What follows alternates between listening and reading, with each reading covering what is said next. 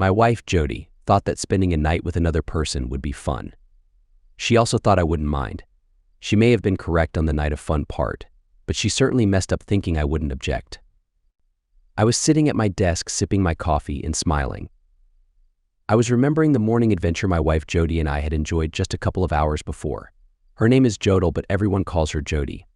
Spending time with her was always great.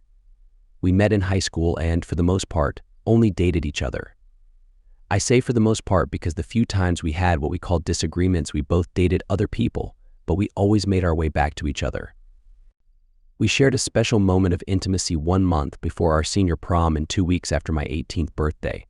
Her 18th was exactly 1 month before mine, and we married 9 months after graduating.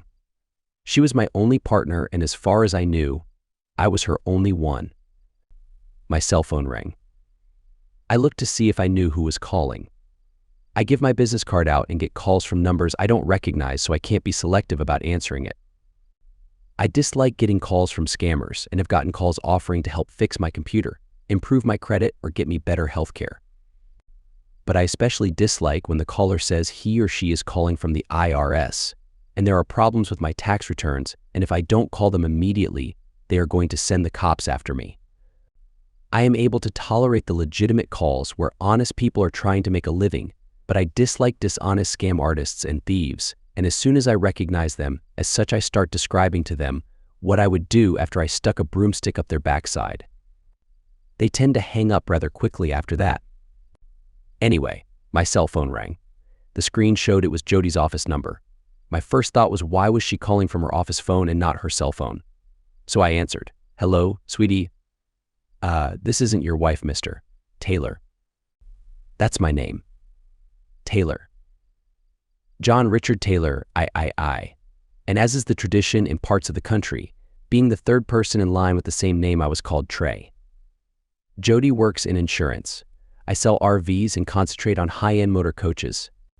Neither Jody nor I graduated from college, but we think we do okay. We live in a house owned by my mother and stepfather and pay no rent while we save enough to buy our own. We like the house and the neighborhood and, frankly, are in no hurry to move. My name is Michael Hamilton and I work with your wife. What can I do for you, Mr. Hamilton? I hope it is more what I can do for you. I have some information about your wife that I think you should know. Are you available to meet me around noon today? What kind of information? Is she all right? She was fine the last time I saw her, and as far as the information I have, I much prefer discussing it in person. Listen, Mr. Hamilton, I don't know what kind of joke you and my wife are trying to pull, but I don't have time for it. Just tell her that I didn't fall for it, and I will see her at home. Wait, Mr. Taylor. This is no joke, and she doesn't know I'm calling. Meet me, and you might be able to stop her from having a date. I will be at the Spike restaurant at noon. It is on the corner of Ryan and Alamo. I am wearing a gray suit with a blue tie. He hung up. What the heck just happened? A complete stranger has just told me that I might be able to stop my wife from having a date if I meet him. If this was her idea of a joke, I was not amused. So now I'm in a predicament. Do I meet him and fall for the joke? What if it isn't a joke? Gosh. At noon, I was standing outside the Spike. A man approached me and asked if I were John Taylor. I assured him I was and indicated that we should go inside. He suggested that we just walk for a while to avoid anyone overhearing us. So we started in the direction of the downtown park. We had just started walking, and I asked what this was all about. I started working with your wife 2 months ago. We work in the same section. Almost immediately, I started hearing about her and another person in our section. It was another week or so before I started seeing things for myself. Their names are Stan Morrison, and they go to lunch together almost every day. They have made no secret of their friendship and talk openly. Today, most of the office overheard them talking about going out tomorrow night. They've decided to go to the Hilton because it has a nice restaurant, and tomorrow night there will be live music. They plan on having dinner and then dance to the live music before going up to their room and spending the night. He even called to reserve the room. Even as we speak, your wife is out shopping for clothes for their outing tomorrow night. And spending the night together? Just how do they expect to accomplish that? She is going to tell you the truth. She is convinced that you love her enough to allow her to experience another person, since you are the only one she has ever had. I overheard that bit of information last week. She honestly feels that it will not affect your relationship in any way, I guess. That's why they feel safe talking openly. She doesn't think you will have a problem with it. Why are you telling me this? I was part of a failed marriage for 9 years and my ex-wife had a date. The legal system hurt me more than her partner ever hurt her. She and her boyfriend are now living in the house that I pay for, and my children are calling him daddy. I'm living in a lousy apartment and eating simple meals 5 nights a week. I see this as a chance to possibly help someone else avoid my situation. We talked for a while longer and he left to go back to work. I was left to contemplate my marriage and my future. My conclusion was that if he was telling the truth, my marriage was over. It was frightening that I could so easily consider the possible end of my marriage based solely on a relatively short conversation with a total stranger, but I thought back to my youth and remembered the pain my mother had gone through. My father was both an alcoholic and unfaithful. He had several dates and was open about them. He even teased my mother about them. I asked her why she put up with it. "I love him," was her response. Once, when I was about 11 years old, he took me with him to his then current girlfriend's house. The two of them were somewhere in the house and I was in her living room with her dog. I got tired of sitting there petting the dog, so I left and walked the mile or so home. When I got home, I told my mother where I had been. We only had one car, so she and I walked back to where the car was. She made no effort to confront them, and I don't know if he even realized I had left. We took the car and went home. I didn't see him for about a week and my mother wouldn't let him in the house. 2 days after she did finally let him back in, he punished me with his belt for dropping a kitchen plate and breaking it, but after thinking about it, I thought the real reason was me telling on him. Given my experiences as a child and seeing the pain my mother suffered, I could see no circumstance under which I would or could condone Jody having a date. Her even thinking about having one was too much for me. Call me a jerk, insensitive, overconfident, arrogant, goody two-shoes, or anything else you can think of, but I had no intention of going through what my mother did. She eventually found the strength to leave my father, and we were much better for it. That was years ago. He still lives in town, but we rarely see each other, and that's fine with me. She remarried and is very happy, and as I've already mentioned, Jody and I live in a house owned by her and my stepfather. So what do I do now? Confront Jody or ignore the information I had just received? Wait and see what happens. As a salesman, you can't always wait for someone to walk in the front door ready to buy. You have to be proactive. Give your card out. Make phone calls. Talk to people. Anticipate, be tenacious and resilient, and know your product. Well, that know your product thing might be a problem in this case. If what Michael Hamilton told me is true, I don't know Jody at all, and she apparently doesn't know me. I had made no secret of my feelings about unfaithfulness, and she was well aware of my family history. So I decided to be proactive. But exactly how does one start being proactive in a situation which may not even exist? Start by covering all your bases. Anticipate a worst-case scenario. Then choose a course of action and determine what is the best thing that can happen to you as a result of your decision and what is the worst thing that can happen. If you are not prepared to accept the worst possible outcome, choose a different course of action and keep choosing until you determine what you can accept. I made my decision and determined that my first task was to find a private investigator. There were several in the phone book. I randomly selected one, called, and was told to come right over. 30 minutes later, I was in his office. 2 hours after that, he had lots of my dollars, and we had a plan. It was now time to go home. I had no idea how I was going to act around her tonight. She was home when I got there. When I walked in, she came up to me for our usual hug. I had given a lot of thought about how I should act. I could either act normally, in which case she would assume that everything was okay and her plans could continue if indeed she actually had any plans. Or I could, in some way, hint to her about what I had heard. If I did, she could deny everything and postpone it until things blew over. If she was considering doing it now, what would prevent her from reconsidering or even actually doing it sometime in the future? I had no intention of living with that possibility. The other side of the coin, of course, was that if she knew I suspected her, it might cause her to abandon their plan. I decided to act normally. Dinner was almost ready. She was just waiting for me to grill the pork chops. I did, and we ate. Acting normally was more difficult than I thought it would be. For me. She, however, was either a very good actress or, as Michael Hamilton had indicated, was so sure of herself that she had no concerns at all and was free to be natural. Around 11, I went upstairs to get ready for bed. Jody was already asleep. I took my shower and went to bed, but I didn't sleep. At 6 the next morning, she got up, got dressed, and went downstairs. A few minutes later, I got up, dressed, and went downstairs.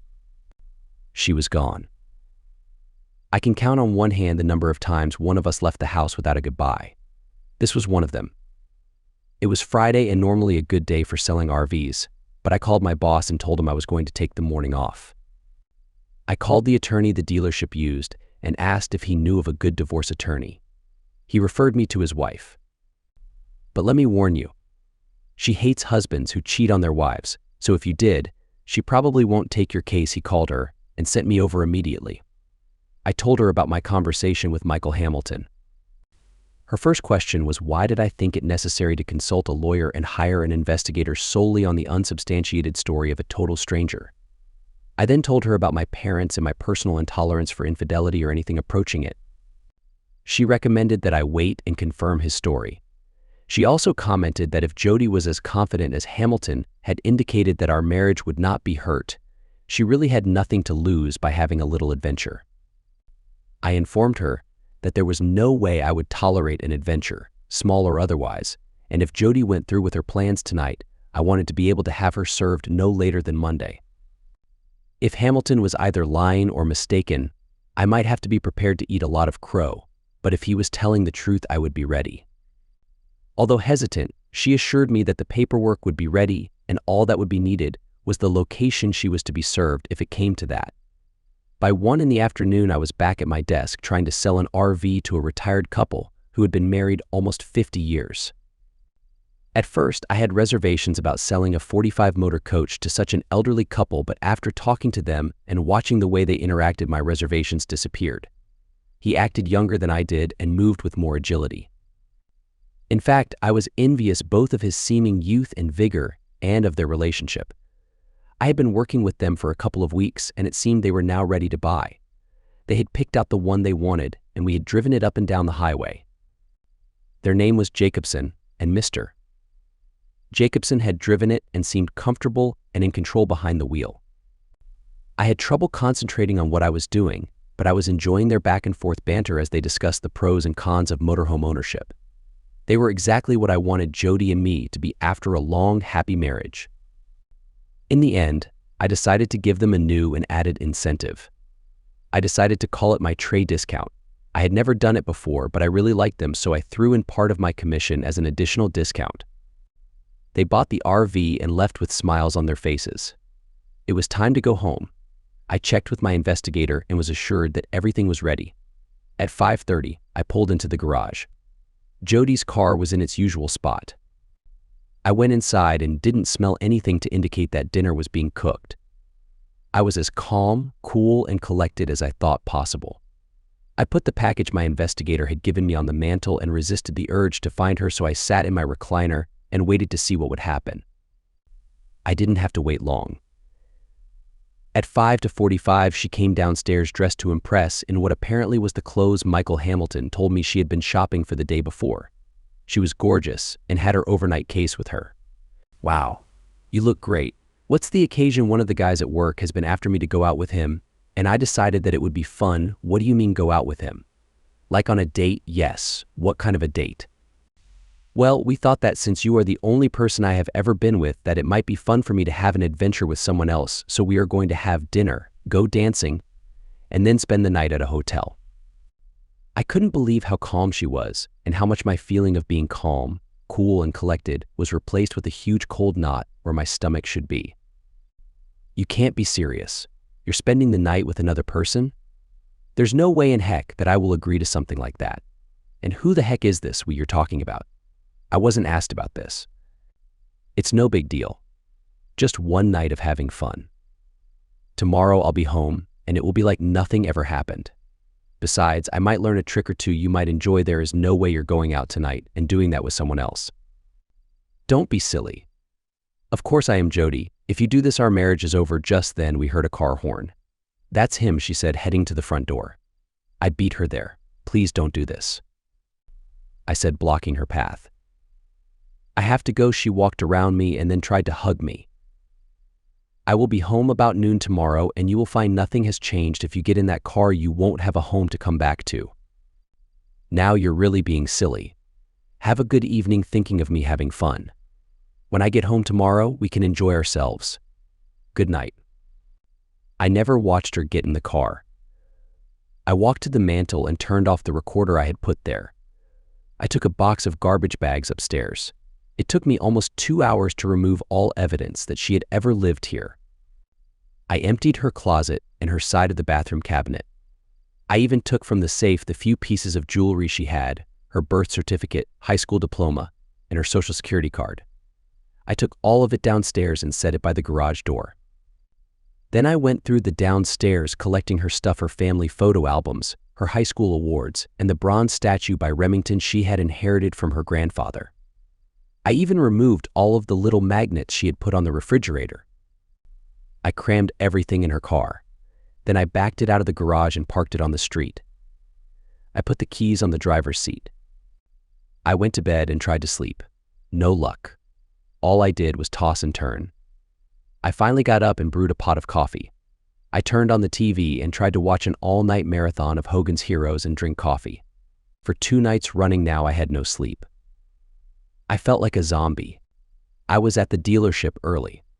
By 11 o'clock, I had closed the deal with the Jacobsons from the day before, and they were driving off the lot in their highly discounted motor coach.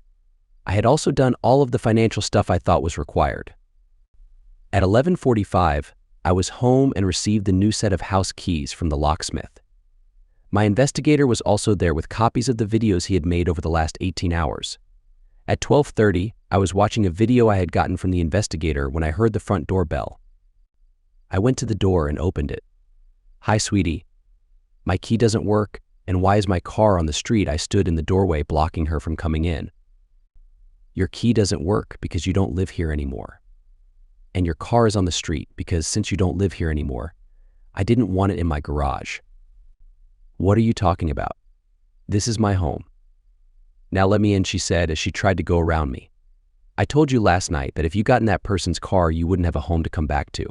All of your stuff is in your car. You can't be serious. It was just I didn't hear the rest of what she was saying because I slammed the door in her face. She pounded on the door for several minutes before I opened it. If you don't stop beating on my door, I'll call the police and have you arrested. I probably couldn't do that, but I had nothing to lose. You can't do that.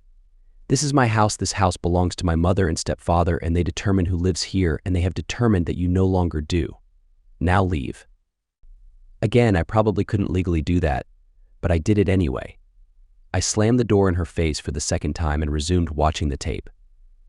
I looked out the front window sometime later and she was sitting in her car. I went to the kitchen for a drink of water, but changed my mind and had a gin and tonic instead. I watched more of the tape. During the course of the afternoon, I had gotten madder and madder. I heard the doorbell ringing. Well, not actually ringing, it was steady and unending. If it is Jody again and in the mood I am in, I will probably rip her apart and feed it to the neighborhood dogs. I ran to the door and jerked it open to find her sister, Judy, standing there leaning on the doorbell. Jodel and Judy. Their parents had little imagination. Their brother's name was Jacob. I just looked at her. You are such a jerk. My sister is at my house crying her eyes out, and I want to know why these sisters are driving me crazy, I thought as I slammed the door in her face. Slamming doors seems to help me blow off steam lately. I turned to go back into the room and the bell started ringing again. I jerked the door open, and before she had a chance to ring it again, I slapped her hand off the bell so hard she lost her balance and almost fell. If you ring that bell one more time, I will break your fingers one at a time. I started to slam the door again. She pushed her body against it and stopped it from closing. Please, just talk to me. I stood there for a few seconds and slowly opened the door, gesturing for her to come in. She walked into the room and stopped. Then she looked at me. I thought you loved Jody. I can't believe you kicked her out because of a silly argument. She told me that you disagreed with her last night about going out, and that's why you kicked her out. Oh my goodness. She's right about the argument. She did want to go out and I didn't want her to. Did she mention that the person she wanted to go out with wasn't me? That it was a guy she works with? You've got to be joking. And did she tell you that their plan was to have dinner, go dancing, and then spend the night in a hotel room? That can't be true. You're making this up. She sat down. And did she tell you that she was going to come home today and show me what she had learned? Listen to this. I played her the audio recording I had made the previous night. I had no idea. Well, neither did I. What are you going to do, end our marriage? Oh no. Is there any chance you can work it out? I shook my head. She tried to say something else, but I stopped her. Look, Judy, I have no intention of forgiving or forgetting what she did. This marriage is over. Period. She nodded and thought for a couple of minutes, then shrugged and stood up. I walked her to the door. She stood there and looked at me. I opened the door and escorted her out. For the rest of that evening and all day Sunday, I did nothing. I ate 2 grilled cheese sandwiches and a couple more refreshing drinks. Self-pity had set in and was rapidly taking over my spirit. There was a knock on the door. It was Judy. You said that if I rang the bell again, you would break my fingers. So I knocked. I won't take long. I spent the day talking to Jody. What you told me is true. It wasn't easy for her to tell me about her date, but she finally confessed. What you don't know is that nothing happened. I motioned for her to come in and sit. I sat across from her. What do you mean nothing happened? She told me that after he picked her up here, they went to the hotel. They ordered a bottle of champagne before dinner and had finished half of it by the time they ordered their meal. By the time the food arrived, they were working on their second bottle of champagne. Halfway through dinner, it was empty. After drinking all of that champagne, they felt too intoxicated to dance, so they went up to their room. They did intend to have a romantic encounter, but they were too inebriated to follow through with it. They both passed out. She was the first to wake up and realized what had happened. She woke him up and insisted that he drive her home. Well, that's quite a story. You believe her, don't you? What I believe is that she and this man spent days, maybe weeks or months planning this date. In that planning process, they spent time together at lunch and work, maybe even after work. They talked and schemed. During the time they spent together, they grew closer. They laughed together, walked together, and shared secrets. He probably knows more about my marriage than I do. Actually, I know he does. He knew my wife planned to betray me. They may have even held hands, hugged, or cuddled with each other. They planned to spend the night together just to have physical intimacy. That's the ultimate disrespect and betrayal, not love. She just looked at me. You don't believe her, do you? No, I don't, and you're not going to forgive her. Even though nothing happened, not in this lifetime. We reached the door, and I opened it. She paused. When this is over, can we still be friends? Jody and I are getting divorced. If she contests it in any way, it's going to be messy. By the time it's over, you probably won't like me, so any friendship between us will most likely fade away. I see. Well, it could have been nice. I think I'm going to miss you with that. She placed her hand on my left cheek and gently. Then she left, softly closing the door behind her. Since Saturday afternoon, my phone had been off more than it was on. Jody had tried to contact me countless times, but had finally given up. I did have a conversation with her father. He tried to convince me that since nothing had happened between Jody and Stan, no harm, no foul had taken place, so we should just move on and get over it. I explained to him the same way I had to Judy. When we ended the conversation, he knew that divorce was inevitable. He ended the call with a sigh. Monday arrived. The first thing I did was call my lawyer and inform her about the weekend. I also told her to serve Jody. She would most likely be either at work or at her sister's house. I was assured that she would be served before the day was over. It was a long day, and I don't remember anything I did. Shortly after 4 in the afternoon, my cell phone rang. I looked at the caller ID. It was Jody's office number. I took a chance and answered it. Trey Taylor. Good afternoon, Mr. Taylor. This is Michael Hamilton. I thought you might like to know that there was some commotion here a little while ago. Really? Yes, sir. Your wife was served, and after she read the papers, she fainted. The EMTs were called, and they took her to the hospital. When she fainted, she dropped the papers. After the EMTs left with her, Stan Morrison picked up the papers and looked at them. Then he nearly fainted. If the situation hadn't been so serious, it might have been amusing, but I saw no humor in the destruction of another marriage, and I had no sympathy for either of them. I will keep you updated on events as they unfold here. Please do. My phone rang once again. It was Judy. Hello, Jody has been taken to the hospital, so. Just thought you should know. Nope. Not even remotely interested in her or her well-being. Are you truly that heartless? Trey, any coldness in me is a direct result of your sister. I told you yesterday that things would get complicated. This is just the beginning. The next couple of weeks went pretty much as expected. Jody tried numerous times to talk to me, but I had no desire to listen. Her father and mother both tried to persuade me to talk to her, but I refused. My mother spent a lot of time trying to cheer me up. I kept telling her I was fine, but she insisted I wasn't, so she made even more of an effort. Michael Hamilton called me almost every day. He seemed to be enjoying himself. He was the only one at their workplace who knew that I knew about the affair with Morrison. Jody showed up for work, but she just sat there, except for the times she went out to meet with her lawyer. Jody and Morrison never spoke to each other, at least not in front of others. As for me, I was simply waiting for the right time. Our lawyers arranged a meeting. It was to be both attorneys, Jody and me. It was the first time I had seen her since I kicked her out. I couldn't help but notice that she had lost weight and looked exhausted. I was surprised to see Judy there. Jody's lawyer asked if it was all right if she stayed. I looked at her. Are you certain you want to be here? I'm here for Jody. That's not what I asked. No, but I need to be. I told the lawyer that I had no objections to her staying. Jody was already seated, so the rest of us sat down and her lawyer began. Mrs.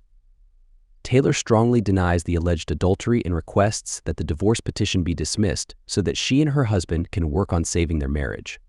She is open to attending counseling if it will be helpful. My lawyer and I exchanged glances and smiled. My lawyer responded, if no adultery occurred, would Mrs. Taylor care to explain her actions on the evening in question? We all turned to look at her. I would be happy to. Let me start with when my friend came to pick me up. Does your friend have a name? My lawyer asked. Of course, but his name isn't important. Nothing bad happened, so there's no need to bring him into this. I left the house and got into his car. We went to the hotel. She went on to repeat almost word for word what she had told Judy, and of course what Judy had told me. Champagne dinner, more champagne in the room, and too intoxicated to engage in intimate activity. My words, not hers.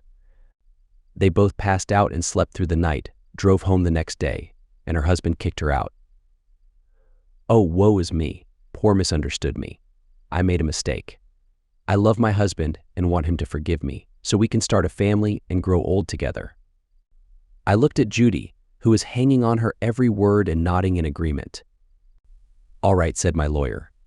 Let's assume for a moment that what you just said is true and no intimacy took place. During the course of the evening, was there any touching or other physical intimacy? Any hugs, holding hands, anything that your husband would consider crossing a line? Absolutely not, Jody said firmly. Judy nodded and smiled. My lawyer glanced at me, and I looked back at her. Sitting in front of me was a remote control device. I picked it up, pressed play, and a screen dropped from the ceiling. On the screen, there was a footage of Jody approaching Stan Morrison's car in our driveway. He got out of the car, walked around to her side, and opened the door for her. When they met, they shared a passionate hug. A long, intense hug. They got into the car and drove away. I pressed pause. Lie number one I stated for everyone in the room. They were all sitting up slightly straighter now. Jody was pale, and Judy just sat there, staring at her sister.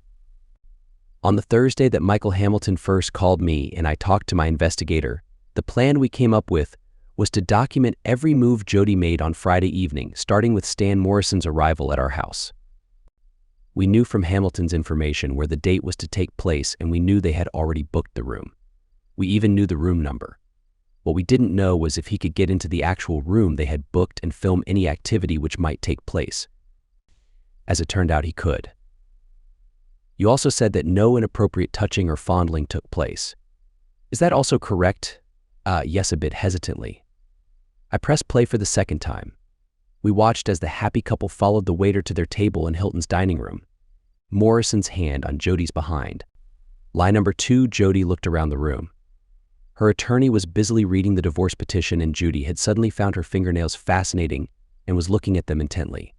The video continued. Jody and Morrison ordered a bottle of champagne. They never stopped hugging until it arrived. They hadn't finished their first glass when they jumped up and headed for the elevators. It cost me an even $1,000 for my investigator to get access to their room before they checked in, and 4 minutes after the pair entered it, Jody was on her knees doing something inappropriate. At this point, Jody screamed and ran out of the room, followed by Judy. I pressed pause. It seems like my client didn't accurately recall all of the events of that evening. I will talk with her and get back to you," said her attorney as he gathered his papers, stuffed them in a folder, and scurried after the two sisters. My attorney and I chatted for a few minutes, and I headed back to the RV dealership. Shortly before closing, Judy came in and walked slowly over to my cubicle. I just sat there. She stood for some time before asking, "May I sit down?" "Help yourself, silence." Didn't you know what when I came over to your house that first Saturday, you already knew that they slept together?" "Yes. I was watching the video before you came in. And I can promise you they didn't do much sleeping. They messed around, Judy. She's my wife, and she let another man mess around with her. Why didn't you tell me? I'm not sure." I guess I was hoping that she would admit it and agree to the divorce. If she had, I would have settled for something other than adultery. That way you and your family wouldn't have had to know what she did. "I've always liked your parents more." Silence. My cell phone rang. I answered without thinking. "Trey Taylor." "It's Michael Hamilton, Mr. Taylor. I was off yesterday, but I understand that your wife called in and quit. She didn't even come in to clean out her desk. Thought you would like to know. Thank you. Let me know if you hear anything else." Judy started to speak, but the office loudspeaker interrupted her. "Trey, you have a call on line 6. "Trey, call on 6. Trey Taylor." I picked up the phone and talked to a prospective buyer for about 15 minutes. Judy sat there not moving. After I ended the call, Judy and I looked at each other. "She's gone." "Trey, what do you mean gone?" "Dead. She loaded her car and left. She's probably just moving into her own place." "I don't think so. She told me to tell Mom and Dad that she was sorry she disappointed them. It isn't just your parents she disappointed." "Yeah, we know." More silence. Listen, Judy, I have work to do, so if you don't—" "Oh, sure, yeah, I'm sorry," she said, rising. "I better go." She stood, looked at me, then turned and left. That night when I got home, I took my copy of the video the investigator made. My attorney still had the copy we had used earlier. I put it in the player and sat down. I had only watched it completely once. This would be the second time. When I stopped playing it in the attorney's office, Jody was doing something inappropriate to Morrison. I fast-forwarded to there and watched as he messed around with her. He put his hands on the back of her head and held it as he engaged in inappropriate activity. She finally put her hands and pushed him away, gasping for breath. Morrison was skilled when it came to engaging in inappropriate activity. Then I watched as he engaged in inappropriate activity with her. She was very vocal in her responses to his constant and almost intense activity. I watched as he engaged in inappropriate activity with her 3 more times. As I watched the video, I tried to figure out exactly what my reaction was. It dawned on me that when Jody and I were intimate, we were making love, but she and Morrison were doing something inappropriate. No romance, no love, just intense, raw connection. He didn't care about her feelings or emotions. He just wanted to connect. And it appeared that Jody felt the same. The element of roughness came as a surprise. I couldn't recall any indication that she wanted or would accept anything other than love and tenderness. How could I have missed that? I sat there trying to come to grips with my emotions. Part of me wanted to scream in pain at having my best friend and only love betray me like this. Another part of me wanted to confront her. My mind was like a bowl of spaghetti, all jumbled up with no order or direction. I fell asleep in my recliner thinking about intimacy, not lovemaking, intimacy. And the person I was intimate with had no face. Since I first met Jody, whenever I thought of that kind of activity, her face was the one my mind's eye saw. 2 more weeks went by. My attorney tried several times to set up another meeting with Jody and her attorney, but couldn't. Jody couldn't be found. A month went by. Then another and another. Still no word from her. I had talked to both Judy and her parents a couple of times during that period. I asked if they had heard from her, and the answer was always no. I thought about getting an investigator to track her down, but my attorney talked me out of it. I had canceled the credit cards and taken half of the money, but records indicated that she had not touched any of what was left. If she stays gone for a few more months, we might be able to file on the grounds of desertion, but we'll see. My phone rang. Trey Taylor. Good morning, Mr. Taylor. This is Michael Hamilton. Remember me? I certainly do. How are things going? Not bad. Thought I might bring you up to date on a couple of things. Do you remember I told you about my divorce? Sure do. Your ex was living in your house with her boyfriend, as I recall. That's right. He laughed. Yep. I'm living there now. With my kids, what happened, it seems the boyfriend is a thief. Somehow he managed to convince my ex that she should steal money from her company, and now they are both in jail. I laughed. Good. Forget them both. Are you still working at the same place? Yeah, that's the other reason I called. Since your wife left, it has been pretty quiet around here, and Stan Morrison has kept pretty much to himself. But for the last week or so, some of his phone calls have been pretty interesting. How well? Today he was talking to your wife, and how do you know that I heard him say miss you too? Jody, did you happen to overhear anything that might give you an indication of where she is? I have a divorce petition she needs to sign. I have the phone number she called from. Would that help? He laughed over the phone. How did you get that? After Morrison finished talking to her, he went back to his desk, put his phone down, sat for a couple of minutes, and went into the boss's office. I went over, picked up his phone, and looked at the last call he received and wrote down the number. Piece of cake. Good work, Mr. Hamilton. Thank you. And if you hear anything else, keep me informed. You can count on it. Then he gave me the number, which I passed on to my attorney. The area code was Southern Florida. I decided to make a phone call. Hello, Judy. This is Trey. What do you want? Trey, do you or your family know anyone in Florida? Why? Because I think Jody is there. Why do you care where she is?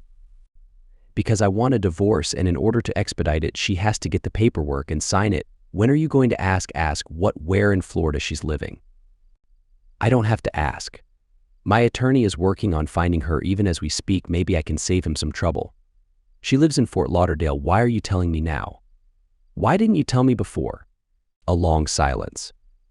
Let me ask you a personal question, Judy. Don't answer if you don't want to. Have you ever been treated roughly in a relationship? Yes, and did you like it? No. I loved it. Why? She took a deep breath and looked directly in my eyes. Speaking for myself.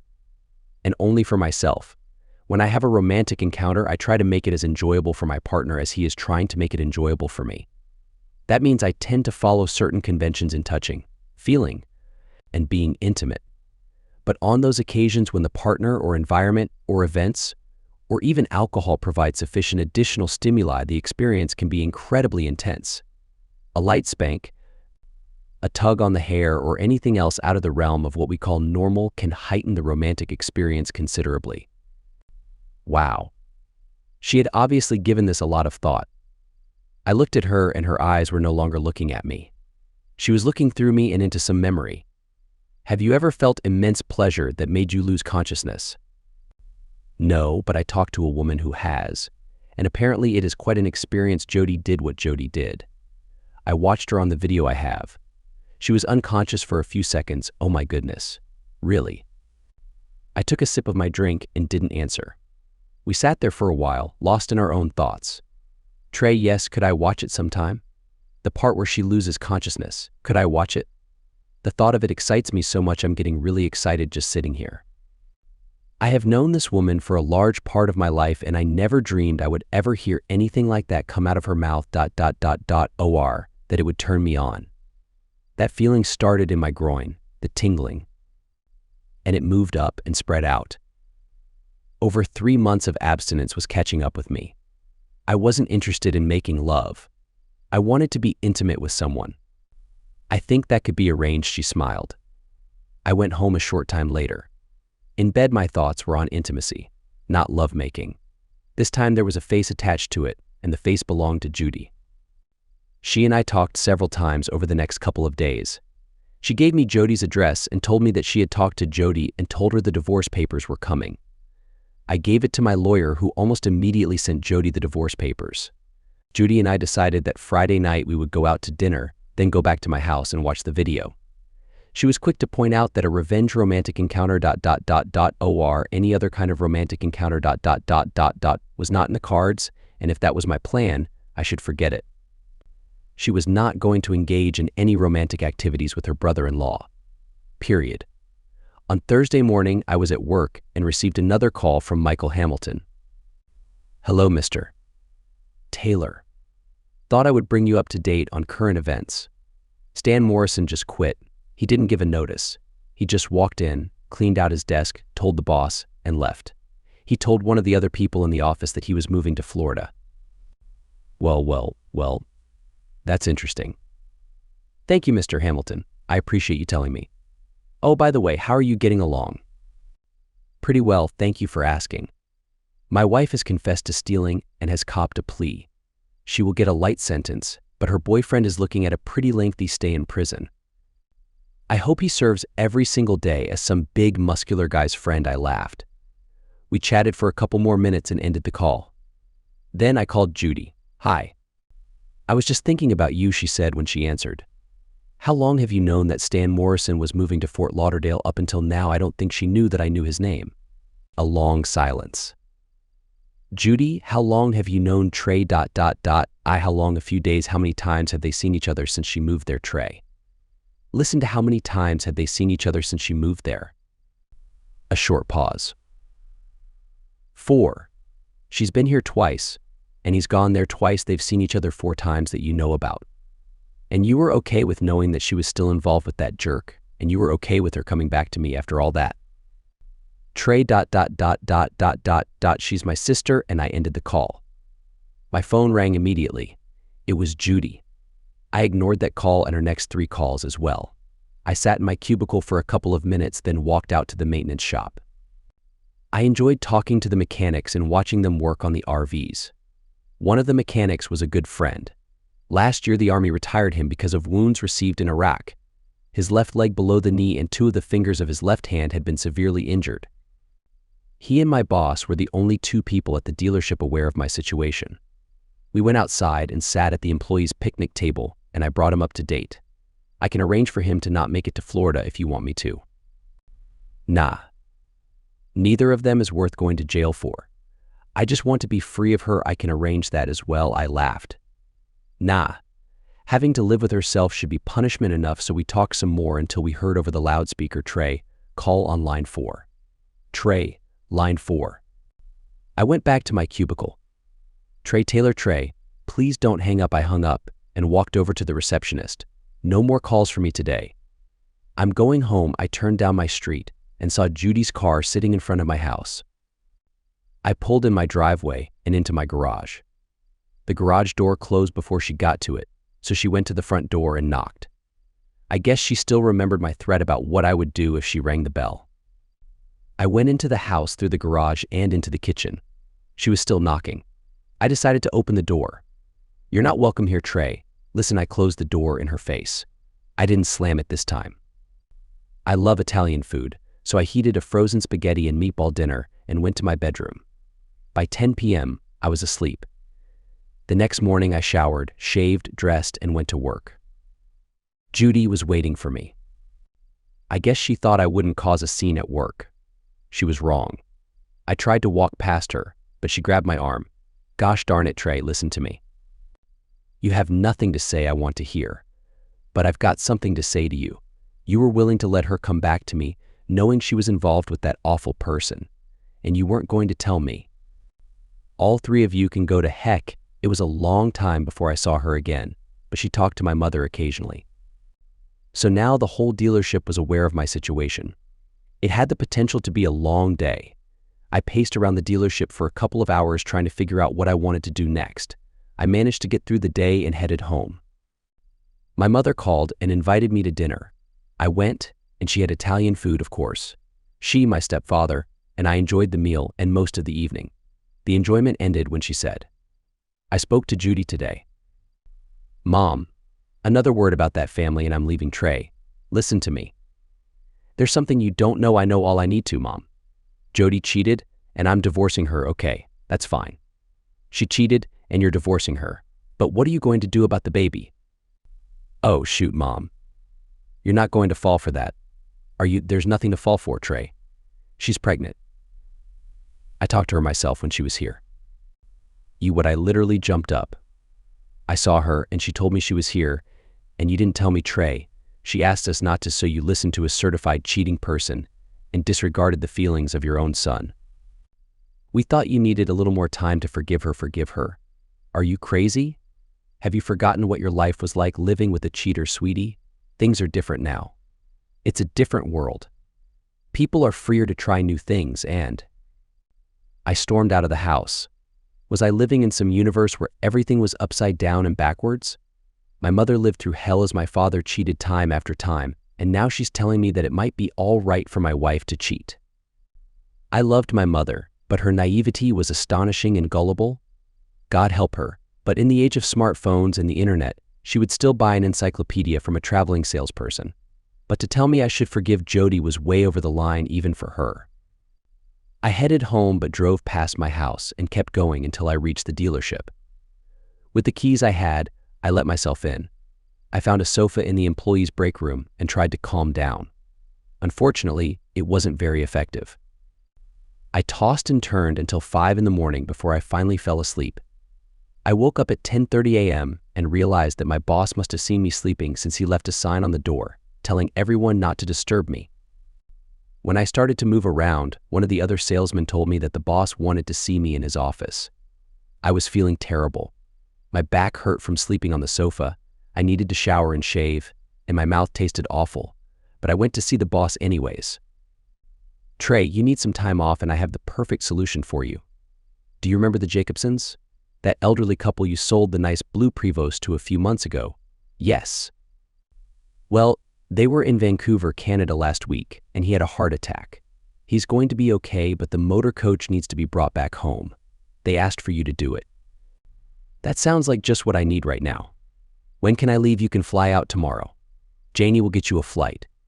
Use the company credit card for any expenses. That sounds good. Now go back home, freshen up, and pack. It should take about 4 days to get back, but I'd recommend taking 10 if I were you.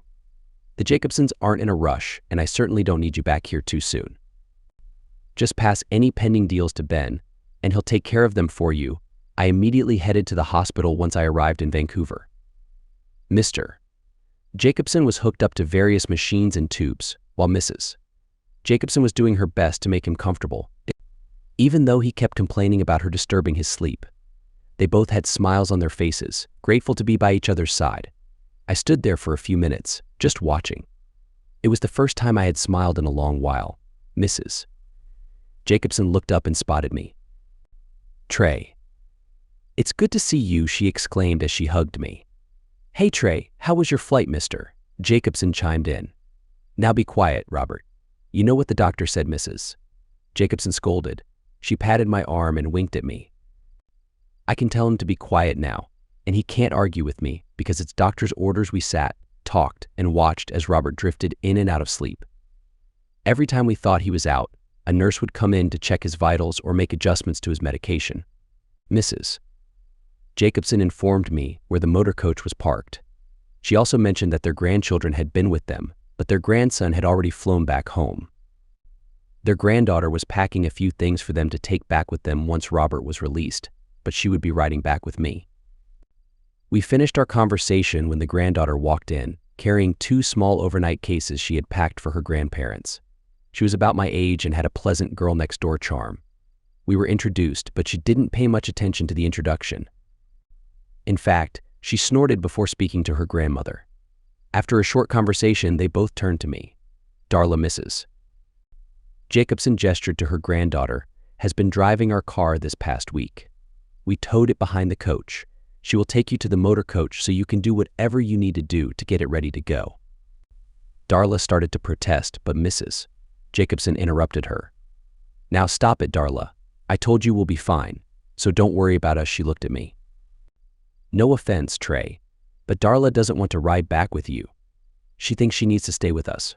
By the way, Your boss told us that it might take you a few extra days to get back because you were taking some time off. You might want to consider going through Yellowstone. We promised Darla we would go through there on our way home. I'll do my best, Mrs. Jacobson, I replied. And with that, we left. Oh, Trey, here's a letter authorizing you to take the motor coach across the border. Your boss said it might be a good idea, Mrs. Jacobson handed me a letter from her purse and hugged me. Thank you for doing this, and be careful. Darla and I made our way to the car and drove to the RV park. She did the driving but complained the entire time, never speaking to me directly. I tried a few times to strike up a conversation, but she made it clear that she wasn't interested. So, I looked out the side window instead.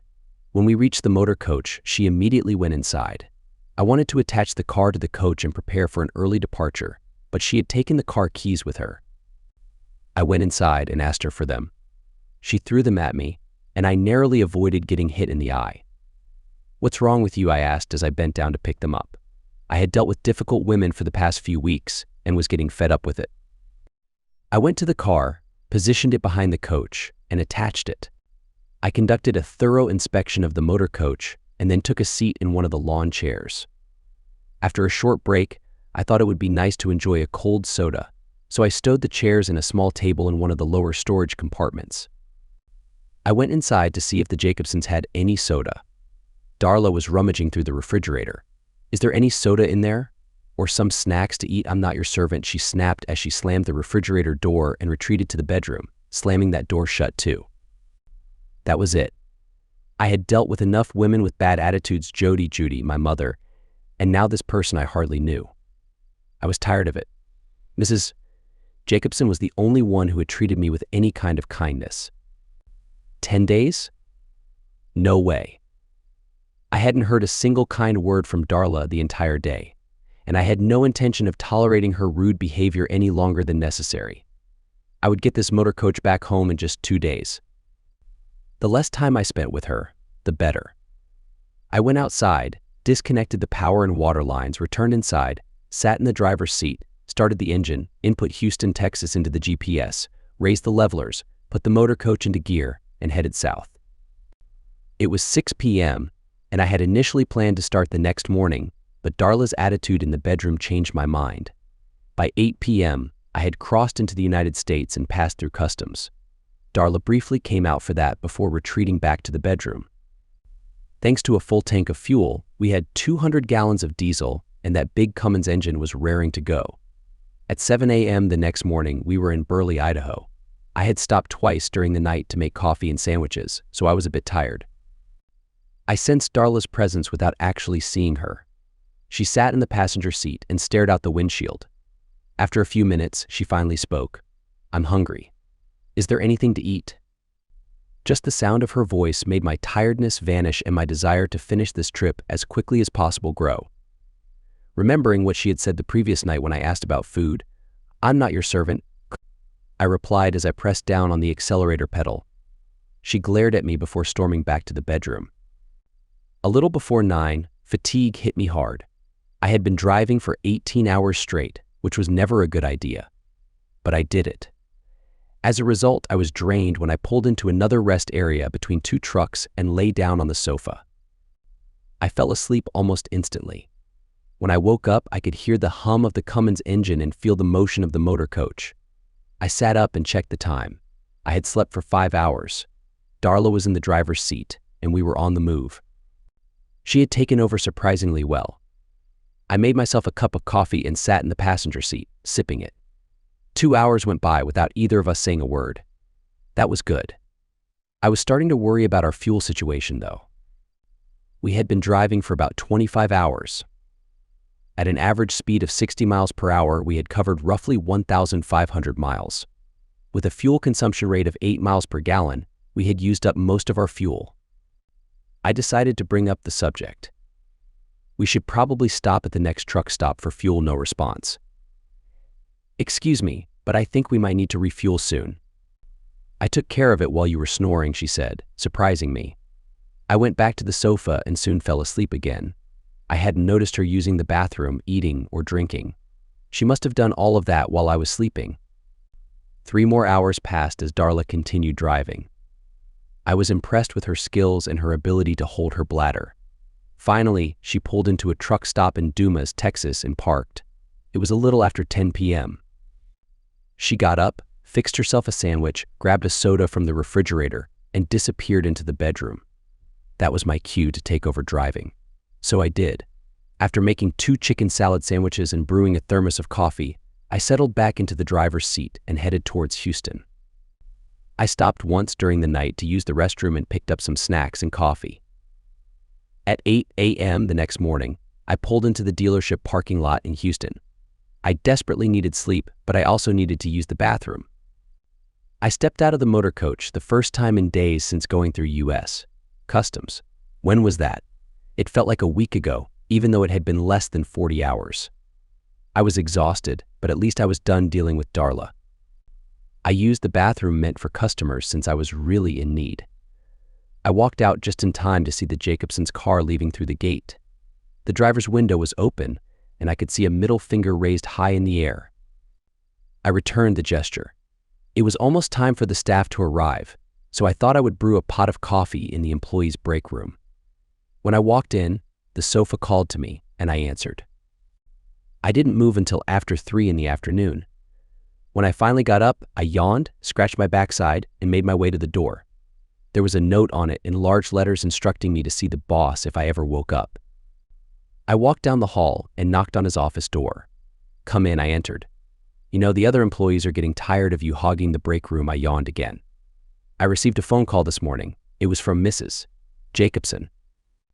I scratched my backside once more and took a seat. It was a very interesting conversation. There was a pause. She wanted to know how you did it. I was in a rush to get back, so I pushed myself to drive for an extended amount of time. "Oh, we know how you got home." She was curious about how you did it without harming her granddaughter. What? Apparently the granddaughter is a real pain and seems to have no respect for other people's feelings. The Jacobsons didn't want to send her home with you, but also didn't want her to stay with them. She caused them nothing but embarrassment the entire time she was with them on their trip. The grandson left because he couldn't stand being confined with her in the vehicle any longer. I know how he feels. The only reason I spent so much time driving is every time I gripped the steering wheel, I thought of my hands being on her throat, and it felt so good. I didn't want to stop. He laughed. "Anyway, they are happy you made it home. Okay. Mr. Jacobson should be discharged in another week or so. All indications are that he will fully recover after a little rest. They want us to service the vehicle. We will have one of the guys take it to their place." That's good news both about him and keeping the vehicle. I thought they might want to sell it. Oh, absolutely not. They love it and have even talked about becoming full-time RVERs. All right, now I want you to go home for a couple of days and get some rest. But no, buts, darn it. Just do what I tell you to do. It might give the other employees a chance to get their break room back. I had been away for only 3 days, but it felt much longer. I went home, took a much-needed shower and shave, and went to bed. I probably slept for 30 hours over the next 2 days, but at some point, I was going to have to rejoin the real world. The first step was, I suppose, to check my phone and see what I had missed. I had given absolutely no thought to it over the past several days. I began searching for it. I looked in the pockets of the clothes I had worn on the Vancouver trip, and it wasn't there. I called my boss and asked him to check the break room and the vehicle to see if it was there. It wasn't. Darn it. How many customer calls had I missed? I headed for the dealership. There were several messages from customers, so I started returning them. By mid-afternoon, I was pretty much caught up. I had gone to the employees' break room and poured myself a cup of coffee. Just as I was leaving to go back to my workspace, I saw her come in. Little Miss Attitude. I turned and headed for the service area. I had been there, hiding, for about 10 minutes when the PA system sounded. "Trey, please come to my office." Trey to my office. I took my time sipping my coffee. "Trey, my office, ... please," I knocked. "Come in." "Oh, good, there you are. I believe you know Darla Jacobson. She was telling me about the trip back from Canada." She just sat there. I looked at him in disbelief. I had, of course, told him all about the trip. He had a twinkle in his eye that I had only seen a couple of times. Once when the dealership had an exceptional month of sales and he had seen nothing but dollar signs. The other time was when his twin sons had both received full-ride scholarships to the University of Texas. He was enjoying this. He smiled. "Miss Jacobson came to return your cell phone. Apparently you left it in her grandparents' car." Just then, his phone rang. "If the two of you will excuse me, I have to take this call." She stood, and I gestured for her to go out of the office before me. She walked into the showroom, and I followed at a safe distance. She stopped, and I did the same. She turned to face me and extended her hand. My phone was in it. I was too far away to take it, so she took a couple of steps towards me. I moved back the same number of steps. She almost smiled. Am I really that annoying? She took several steps towards a nearby table and placed the phone on it. Yes, she moved away from the table, and I moved to pick up my phone and head back to the service area. The thought of saying thank you never crossed my mind. "Trey," I stopped and cautiously turned back to her. "I overheard some of your messages. I couldn't help it. I heard them as they were being left. You did my grandparents a huge favor, and you have your own problems to deal with. Trey, I'm so sorry I acted the way I did." She turned and walked out of the dealership. Well, isn't that unfortunate? She has a kind side. And it even seemed genuine. I went to my workspace and sat down. Just a couple of minutes later, there was a loud crash outside. I looked towards the street and saw that at least 2 cars were involved in an accident. Usually I avoid getting involved in situations like this and let the professionals handle it. But one of the salesmen who had been outside came in and said, "Trey, I think that silver car belongs to the lady who came to see you." Oh no. I ran to the crash site. It was her. The EMTs hadn't arrived yet, but there was someone trying to stop the bleeding on Darla's scalp. Someone else was tending to what appeared to be a broken arm. Darla looked up and saw me, and this time she actually smiled. "You always seem to catch me at my worst." Then she passed out. The EMTs arrived shortly after that and stabilized both Darla and a passenger in the other car, then took them to the hospital. I overheard them telling the investigating police officer which hospital they were going to. I returned to work. I had been at my desk for about 15 minutes when I remembered the Jacobsons. I thought I should call them and let them know about Darla. I did and reassured them that she didn't appear to be in any real danger. She had cuts, bruises, and probably a broken arm, but I thought she would be all right. I heard Mrs. Jacobson telling her husband. Then I heard his response. "Broken arm? Too bad it wasn't something more serious. Might have taught her some humanity after scolding her husband." Mrs. Jacobson asked me if I would call Darla's parents and inform them. She gave me their number, and I did. Then I remembered my phone. There were 54 messages, half from my mother and the rest from Judy, potential customers, and 1 from Michael Hamilton. I called the potential customers and scheduled 4 appointments for the next couple of days. I ignored the others. I left work at 5 and headed home. The hospital the EMTs said they were going to was nowhere near my house, but I found myself there anyways. I checked with the information desk and found out that her room was 646. I went there. When I walked in, she already had visitors. Her parents. "Trey, meet my parents." "Mom, Dad, this is Trey Taylor." "Trey, my parents, Ralph and Joanne Jacobson. Nice to meet you, Trey. Darla hasn't stopped talking about your trip," said her mother. I'll bet she hasn't, I thought. How could you stand being in that small vehicle with her for 2 days? "She would have driven me crazy," said her father. "It isn't a vehicle, Dad. It's a coach." "It's a vehicle." "Pretty fancy, but still a vehicle. Ignore him. Trey, how are you?" "Fine. Except for a broken arm and some stitches. Well, I better go. Just thought I should check in on you. Take care of yourself." "Thanks for stopping by." "Oh, Trey," said her father. "Thank you for calling my parents and us. You're most welcome." Goodbye. I went home and debated with myself about calling my mother. It was a short debate. The negative side won because I couldn't think of a positive reason, and so it went for about 3 weeks. My mother and Judy tried repeatedly to call, but I ignored them. Even my stepfather called. I talked to him, but ended the call when he tried to put my mother on the phone. My attorney had sent the divorce papers to the address Judy had given me. I guess she was enjoying living with and spending time with Morrison because her signature was big, bold, and in bright red marker. Her reported pregnancy was never mentioned. In about 2 months, I would be a free man. I started thinking about being single. The thought of that brought up other thoughts, like the celibacy I had experienced. Celibacy. Oh no, it has been a long dry spell. Suddenly, I felt a discomfort in my groin area. I needed to have some fun. I sat for just a minute before going to the bathroom to shower and get ready to go out to eat. I had just finished getting dressed when my phone rang. Trey Taylor. Hello, Trey.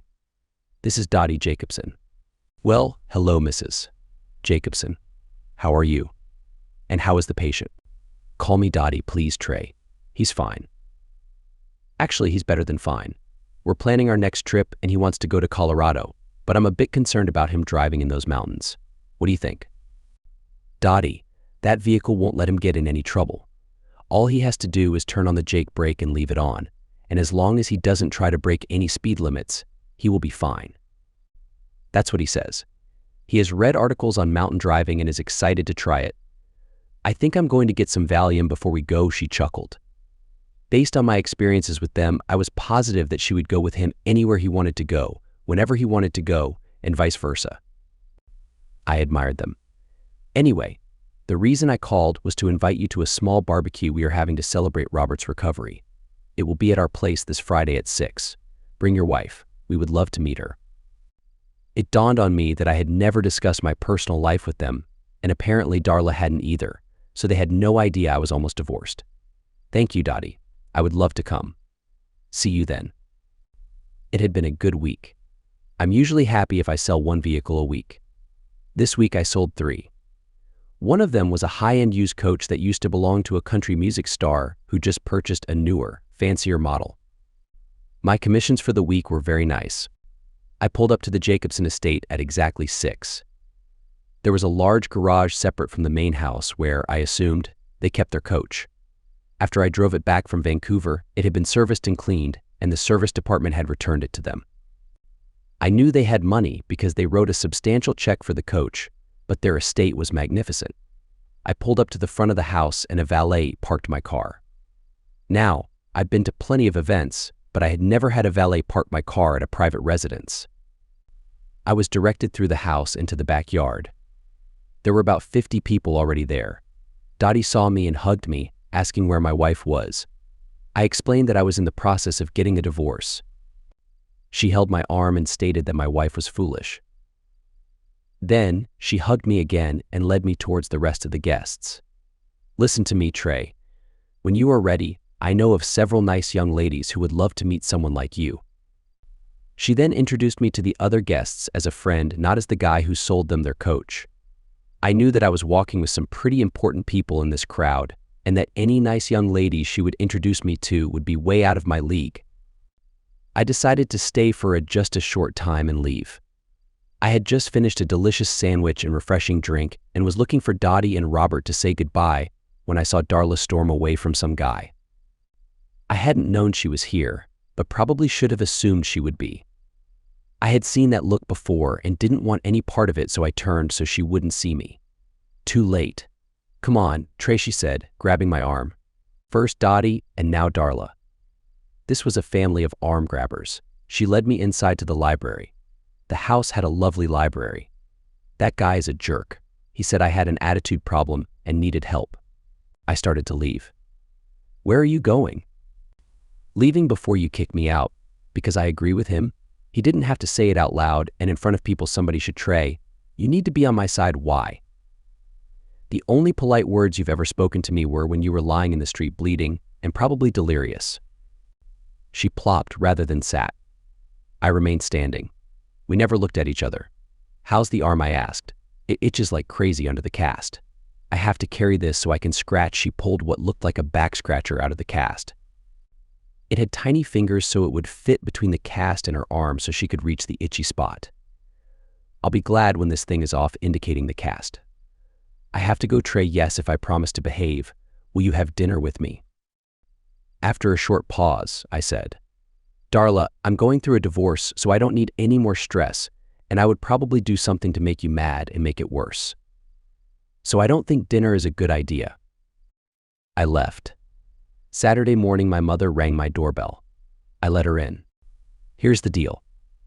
I have given it a lot of thought and I agree with you. There are some things that we should compromise on and some things we shouldn't. Fidelity in a marriage is on the not compromise list. You reminded me of the absolute hell I went through with your father and nobody should have to do that. I apologize for even considering wanting you to take Jody back. I was selfish in that I was just thinking about the baby and the possibility of having a grandchild. Please forgive me. I did, and we hugged. We chatted for another hour or so, hugged again, and she left. Mid-morning Monday, my phone rang. Trey Taylor. Good morning, Trey. This is Michael Hamilton. I have news. I don't know when he got on a first-name basis with me, but what the heck? What kind of news? Stan Morrison called and asked for his job back. They said no. I laughed. Just thought you would like to know. Thank you, Michael. Now I'm on a first-name basis with him. Just before noon, the Jacobsons' coach pulled into the yard and parked right in front of the building. I was with customers, so couldn't go out and greet them, but I was able to see it. I sat and talked with my prospects for at least 30 minutes and nobody came out of the coach. I escorted them out to their car and then went to the coach and rang the doorbell. Darla answered. Hi, come in. I stepped up into the coach. When you enter a coach like this, the door is right beside the passenger seat. There are generally 3 or 4 steps up into the coach. When you get to the top of the steps, you have to immediately turn left or you bump into the driver's seat.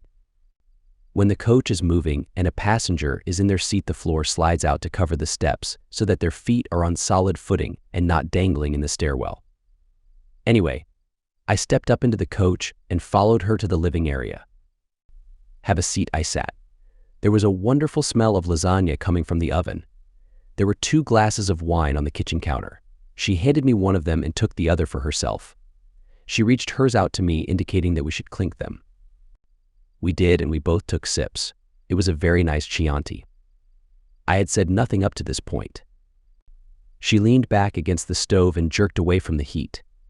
Then she moved a bit and leaned back against the counter. She took a rather large gulp. You said dinner was out, but I figured lunch might be okay. I also thought I might embarrass or make you mad in public, so I figured this might be a bit more private. I asked Grandma and Grandpa if I could use the coach, and when I told them why, they thought it was a good idea. He just made me promise that I wouldn't drive back when I got mad. Notice I said when I got mad, not if he knows you pretty well. Doesn't he? Instead of the expected blushing reaction, she took a rather large gulp of her Chianti. Her face was a bit red, but she didn't explode. I took a sip of mine. She turned her back to me and stayed that way even after refilling her glass. I saw her take a deep breath and turn back to me. I hope you're hungry. I made it this morning. My lasagna is really good, even if I say it myself. She busied herself with the salad and garlic bread. I thought to myself that she was doing pretty well with a cast on one arm. The doorbell rang. Would you get that, please? I stood and walked to the dashboard and pressed the button. The door opened. My boss was standing there. He looked up at me. Everything all right? I looked down at him. So far, I said as I closed the door and returned to my seat and wine. I watched her putter around and it seemed that she was enjoying doing it. Her moves were natural, so it was obvious she knew her way around a kitchen, even one as small as this. I smiled, but only for a moment. I knew that one of us was going to do something to make the other mad. It was just a matter of time. She told me to sit at the dining area table. I did. Generally speaking, in a coach which is 45 feet long and 8.5 feet wide, there is not a lot of room inside. The slide-outs increased the width in the living area and bedroom to around 11 feet. The living room starts immediately behind the driver's and passenger's seats. Then you have the dining and kitchen areas across from each other. Then the bathroom and shower, and at the rear of the coach is the bedroom. We ate and chatted and realized that we had finished the bottle of Chianti. I also realized that neither had made the other mad. After a couple of hours, I decided I needed to go back to work. Darla, thank you. This was a pleasant surprise and the food was delicious. It was my pleasure. I started for the door and she followed. I had taken a step down to leave.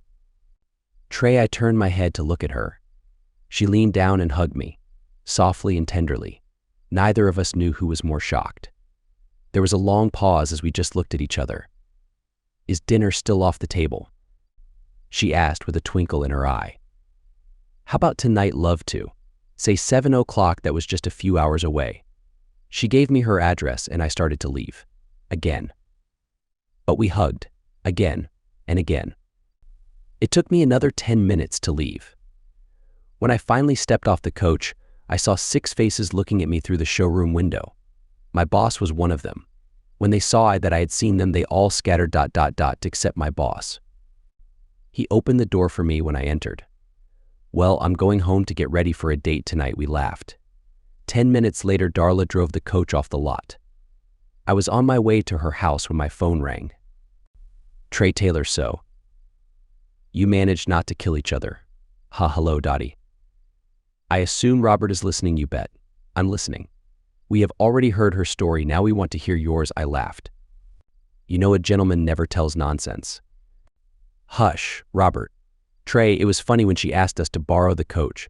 She was nervous and didn't want to tell us why she wanted it, but Robert wouldn't let her have it unless she did. So, she did. As she was telling us, she got excited and told us about the lasagna she made. I asked her how she knew you liked lasagna. I just know, Grandma, and she blushed. Trey. I've known that girl all her life and didn't know she knew how ... but she actually blushed. Trey piped up, Robert, I don't believe I'm saying this, especially given that girl's crabby attitude, Robert. Watch your language. Yes, dear. Anyway, Trey, as far as I know, that girl has never done anything like this.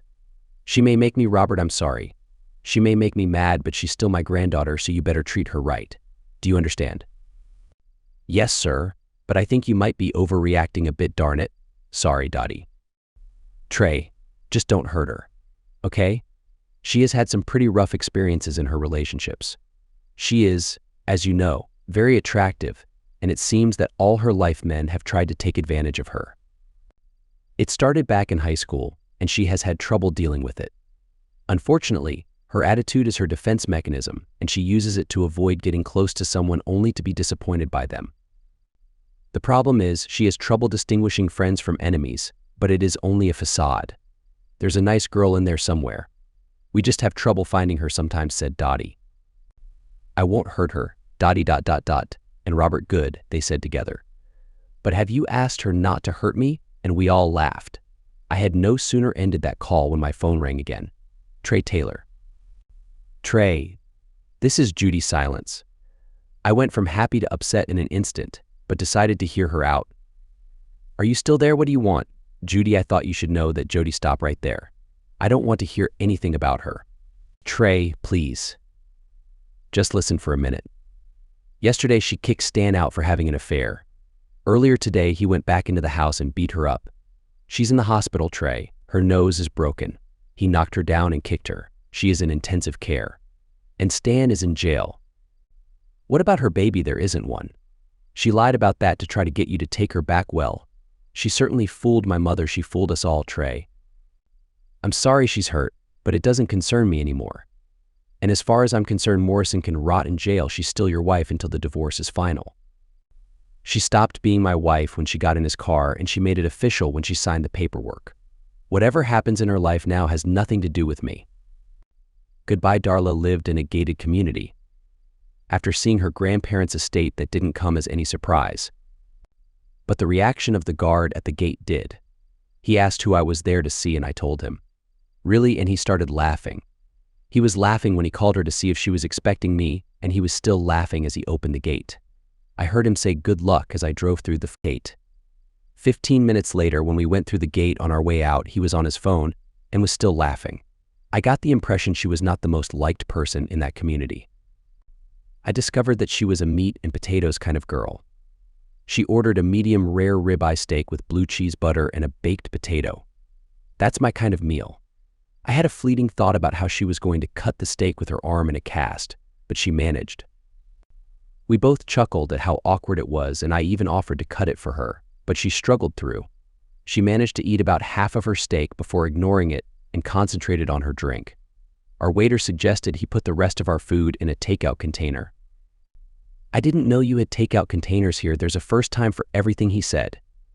We stopped at the security gate to key in the password, and the same guard was there. Rather than laughing, He had a surprised look on his face. I commented to Darla about it. I don't have many dates, and he isn't used to seeing me come home from them in the same car I leave in. I usually come home in a cab. That made sense to me. When we got to her house, she invited me in. What would you like to drink? Gin and tonic. We sat and sipped, not talking much. Finally, she stood and crossed to stand over me. I looked up at her. Trey, I'm not too good at this. I haven't had a lot of experience, so you're going to have to help me. I put my glass down and stood. We hugged. Slowly and softly, I unbuttoned her shirt, starting at the top. She was breathing a bit quicker. I really wanted to gaze at her beautiful body, but I restrained myself. I hadn't touched her for a few seconds, so she opened her eyes and looked at me. Her eyes lowered to my face. We made love to each other passionately. My brain kicked in, and a fleeting thought crossed my mind. The waiting period was not yet over for my divorce to be final. So was I in the process of doing what Jody had done. It didn't take long for me to decide. She signed the papers, so as far as I was concerned, I was a single man and was going to enjoy this. Limited experience or not, Darla certainly seemed to enjoy the time with me. Give me a minute to catch my breath. I pulled her to her feet and held her for a long time, then started to take her to the sofa where we could get intimate. I took a step and fell on my face. It seems you can't walk too well. Darla dropped to her knees beside me and started hugging me. We stayed like that for a couple of minutes, just looking at each other. I reached with both of my hands, pulled her to me, and hugged her. Hard. While we were hugging, she moved her body over mine. I was being intimate with only my second person ever, and I was in heaven. Our eyes locked on each other, unblinking, as we made love with each other. I saw sweat forming on her brow as she moved. We were both desperate, but neither wanted to end, so we slowed down. Eventually, the inevitable happened, and we reached the point of no return. We both experienced the biggest, most wonderful physical and emotional experience known to humankind. Our eyes were still locked on each other as she moved. We were like that for about an hour. I have no idea how she managed it. I was comfortable, but she had to be uncomfortable. My eyes opened when I felt her stir. She raised herself, put her hands on the floor on either side of my head. I think we should spend more time getting to know each other, don't you? And we did. We made love 2 more times that night. At 9 the next morning, I called my boss and told him I wouldn't be in. Why, I'm still on my date from last night, he laughed. Darla and I took a shower together, then ate breakfast. By noon, we had made love twice more. The last time was different from the others. At one point, she touched my body. And when she hugged me, the gentleness was gone. I sensed something else. But on those occasions when the partner or environment or events or even alcohol provide sufficient additional stimuli, the intimacy can be out of this world. A pat on the back, a tug on the hair, or anything else out of the realm of what we call normal can heighten the intimate experience considerably. That's what Judy had told me. My hand went to the back of Darla's head. I grabbed a handful of hair and pulled. Her head turned back, and her eyes opened wide. She took a sharp intake of breath, looked at me, and smiled. Make love to me passionately, and I did.